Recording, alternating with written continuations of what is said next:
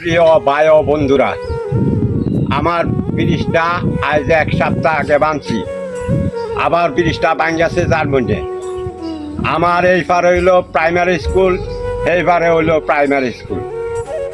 এই দুটা স্কুলের ছাত্র এই কষ্ট করে, হাজার হাজার মানুষ এনে কষ্ট করে। এইটা 31 বছর ধরে চালাইতাছি, এলাকাবাসী সাহায্য।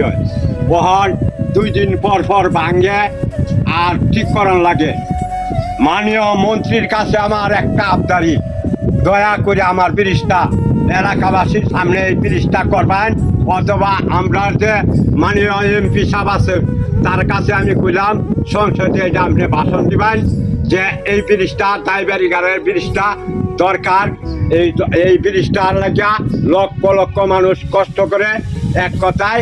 আর আমার এলাকাবাসী ভালো সাহায্য করে, নাইলে এটা আমি সাহায্য চালাইতাম না। যখন চালাইতে দেখবেন এই আজ ভাঙ্গে কাল ভাঙ্গে কাল ভাঙ্গে, মানুষে কষ্ট দিই। এই কষ্ট আর সহ্য হয় না, নিজের কষ্ট, মানুষের কষ্ট।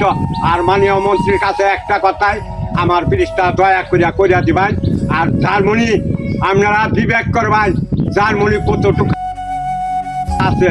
আমি একটা কথাই, আপনারা দয়া করিয়া আমার ব্রিজটা করবেন।